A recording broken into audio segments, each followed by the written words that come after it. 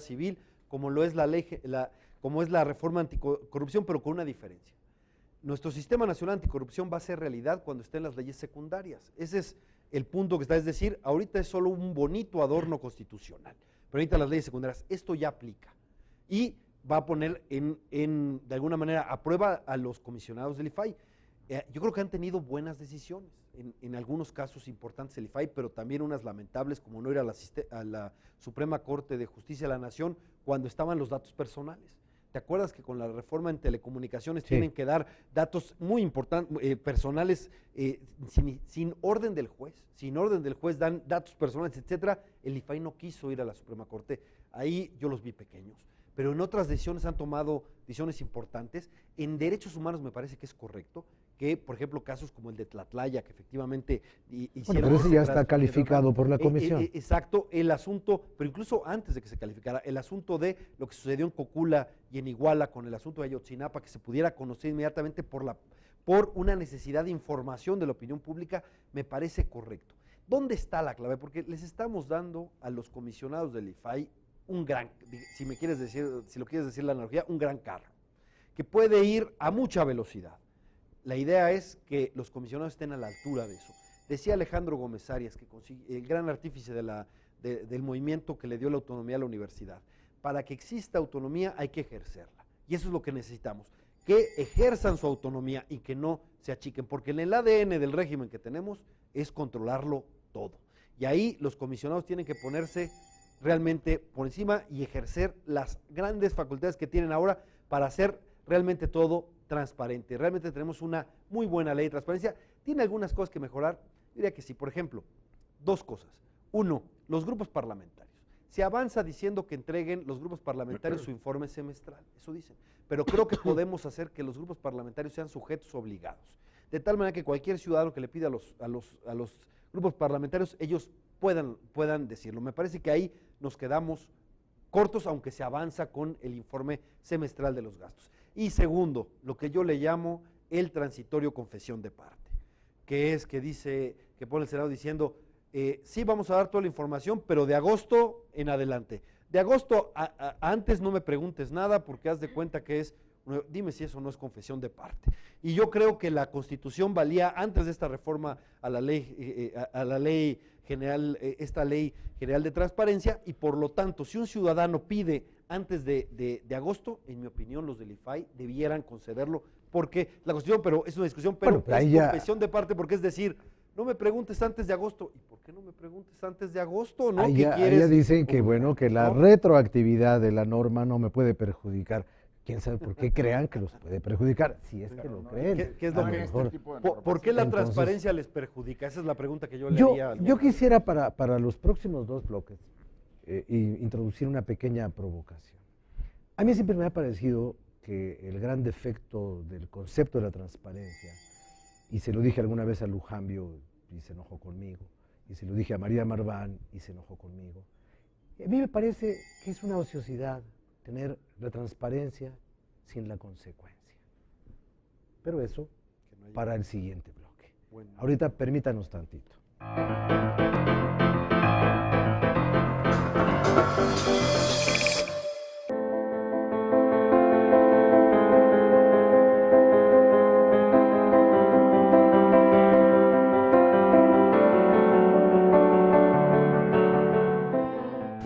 Barack Obama y Raúl Castro se encuentran hace unos días en Panamá. Y ahí es el presidente de México, Enrique Peña Nieto.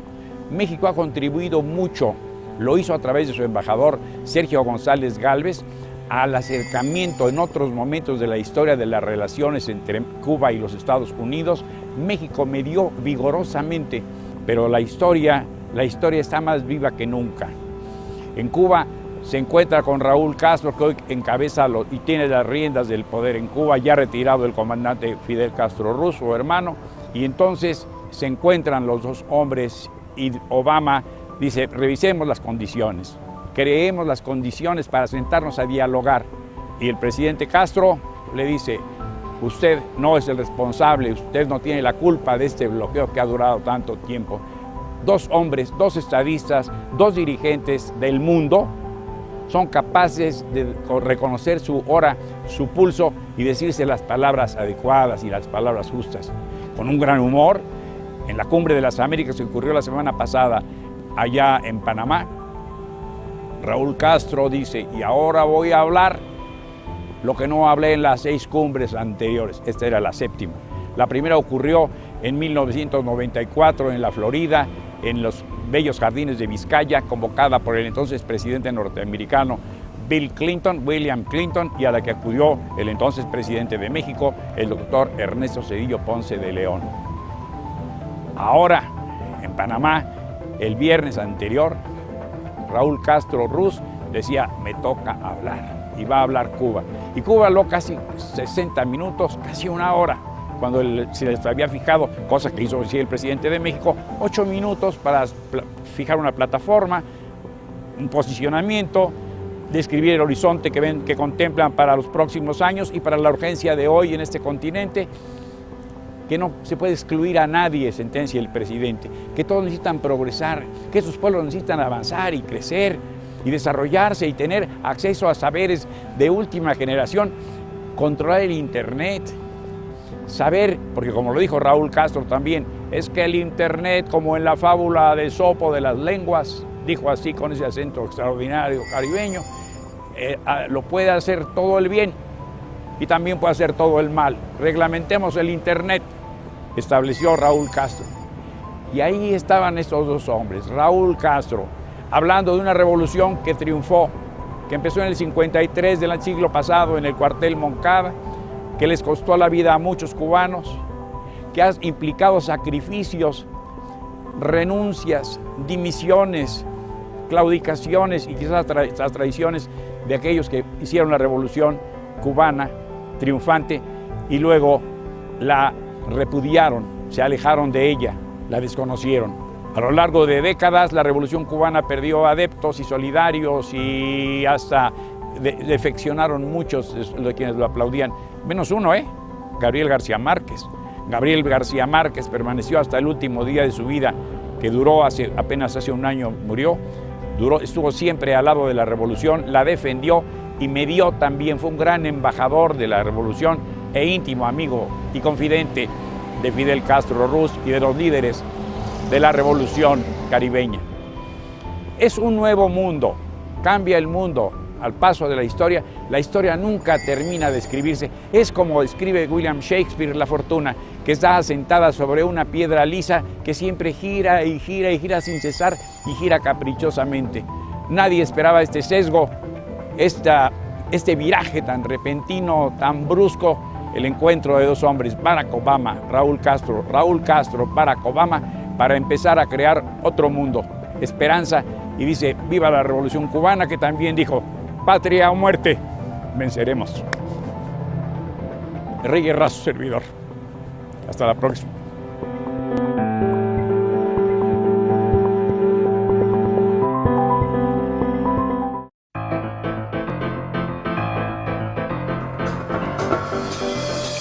Bien, pues ya hemos escuchado, digamos, los planteamientos generales de cada uno de los diputados que nos hacen el favor de compartir sus puntos de vista con nosotros. Y yo decía hace un rato que, muy bien, la transparencia puede ser un bonito adorno, pero ¿dónde está la consecuencia? Porque yo con mucha frecuencia leo en cierta prensa o escucho en algunas radiodifusoras que de acuerdo con datos obtenidos en el IFAI se supo tal cosa, se conoció tal tropelía de un señor, se indagó por aquí, tal cual, y no pasa nada. Y entonces yo, que suelo ser un ciudadano bastante desinformado y poco reflexivo y poco enterado, como somos todos los que nada más somos ciudadanos, pues yo digo, bueno, y entonces, ¿cuál es la consecuencia de tan festinada transparencia? Así que ahora empezamos de acá para acá. No, por supuesto, tiene que haber combate a la impunidad. Por eso decía que la transparencia va de la mano del Sistema Nacional Anticorrupción. Con la transparencia que se va a lograr y que va a ser un elemento clave para el Sistema Nacional Anticorrupción, tiene que haber sanciones. Y hay sanciones administrativas y puede haber sanciones incluso penales. Tienes razón. la transparencia primero es una buena medida preventiva. Que la gente, que sepan todos que tus actos van a saberse, que lo público va a ser efectivamente público. Ese es el punto clave, primero. Y segundo, saber que evidentemente que lo que se sepa con la transparencia y con el Sistema Nacional Anticorrupción, si hay algo indebido de algún funcionario público, tiene que evidentemente ser sancionado. Ahí obviamente en el Sistema Nacional Anticorrupción, quedó un ausente, que es el presidente de la República. El presidente de la República no puede ser juzgado más que por traición a la patria, etcétera. Esto que están diciendo en el Senado, nada más quiero pedirle a los senadores que ese no vaya a ser el pretexto para cambiarle o detenerle al Sistema Nacional Anticorrupción otras cosas, porque sabemos que los gobernadores andan presionando muy fuerte porque están muy molestos de que se les pueda fiscalizar todas las participaciones federales. Y no vaya a ser que usen la bandera de que falta el presidente, que estoy de acuerdo, es más, presenté yo una reserva para que se incluyera el presidente, pero que ese no vaya a ser el pretexto para detenerla y hacerle el trabajo sucio a quienes no quieren que se les fiscalicen las participaciones federales, porque claro que hay una clara presión de los gobernadores para detenerlo por esa vía, pero van de la mano. Cuando tú dices, tiene que haber responsabilidad, sí, pero no detengan el Sistema Nacional Anticorrupción. Incluso si no está ese faltante que yo comparto, que es el que no esté el presidente, ese no debe ser motivo para detenerlo, vale más sacarlo adelante y adelantarnos con las leyes secundarias, porque insisto, sin leyes secundarias el Sistema Nacional Anticorrupción solo es un adorno constitucional, porque en un transitorio dice que sin esas leyes no existe el Sistema Nacional Anticorrupción, y tenemos que cuidar que las leyes secundarias no desmerezcan. ¿Cómo no desmerece esta Ley General de Transparencia con la Constitución? Por eso estoy muy satisfecho y voy a ir con mucha determinación a impulsarla en la comisión y en el pleno, esta ley de transparencia, porque sí es un paso adelante definitivo en el derecho ciudadano a que lo público sea público. Ahora, yo recuerdo que la primera ley, no estoy seguro absolutamente si era el artículo 13º, el que estaba relacionado con las reservas a la información. Y había algunas reservas relacionadas con asuntos de seguridad nacional, otras con política fiscal, no con la conducta fiscal de los funcionarios, sino con la política fiscal del gobierno. No se podría en aquel tiempo, de acuerdo con esta ley, haber divulgado información que pusiera en riesgo, por ejemplo, el tipo de cambio, la convertibilidad del peso y el dólar. No se podía, había incluso hasta una reticencia para hablar del asunto de las reservas del Banco de México y de las líneas estratégicas generales de actuación del gobierno en materia energética. Ahora, al parecer, hemos iniciado el gran striptease de la democracia, que se le vea todo, que se encuere doña democracia y que le miremos hasta las imperfecciones.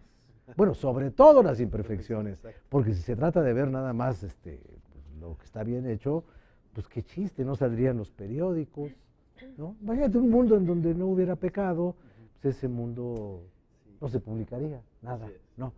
Entonces, bueno, entonces, ¿qué sí se debe reservar? ¿Quién de veras tiene la potestad para decir, esto es un asunto de seguridad nacional? Por ejemplo, la decisión de sacar el ejército a la calle, cuánto ha costado, cuántos han muerto, cuántos soldados han caído en el combate, cuántos policías, ahí están los cuates estos de Jalisco hace unos cuantos días. Todo eso nos debe ser materia de la información o del regodeo morboso. ¿Dónde vamos a encontrar los límites? Bueno, en las excepciones se encuentra el diablo metido también, ¿verdad? Entonces ahí tenemos que tener mucho cuidado. Los mismos tratados internacionales acotan las reservas famosas a algo que esté muy bien definido, ¿ok? No puede haber un concepto esotérico como el interés público, ¿ok? Aquí tenemos en esta ley el artículo 113. El artículo 113 acota precisamente la apertura de información a casos muy determinados. Este artículo tiene diversas fracciones, hasta 13 fracciones, y voy a mencionar algunos. Esta información debe estar cerrado cuando comprometa la seguridad nacional, la seguridad pública o la defensa nacional y cuente con un propósito genuino y un efecto demostrable. Entonces, Pues ahí ya está medio propósito complicado, ¿no? genuino, Lo genuino, y efecto demostrable. Ya nada más estoy en la fracción primera, ¿eh? Y esto lo va a determinar el IFAI, ¿ok? Ahora, hay recurso contra las determinaciones del IFAI, ¿ok? Hay un recurso contra las determinaciones del IFAI bajo determinadas circunstancias que el propio IFAI resuelve. Pero una vez que se agota ese recurso, es inapelable, salvo en una situación que viene prevista en la Constitución. El consejero jurídico del gobierno puede ir a la Suprema Corte de Justicia y pedir la revisión por causas de seguridad nacional exclusivamente. A ver, a mí me suena, es que los políticos, lo padre de que uno no sea político es que puede hablar de ellos, ¿no? Los políticos inventan un lenguaje, como los economistas inventan el suyo y como los médicos inventan el suyo. Si usted dice, me duele la cabeza, el otro dice, usted tiene leve cefalea. Usted no entiende nada, pero le sigue doliendo la cabeza, ¿no? Entonces, bueno, ahora se invoca un asunto de seguridad nacional, cuando antes se invocaba otro, que era la razón de Estado. Y parece que hemos puesto a pelear la razón de Estado con el interés ciudadano. Y entonces, si no fuera por esa dicotomía, si no fuera por esos dos conceptos enfrentados por naturaleza, pues no tendríamos que andar haciendo estas leyes, ¿no? Indudablemente, indudablemente. ¿Usted cómo ve?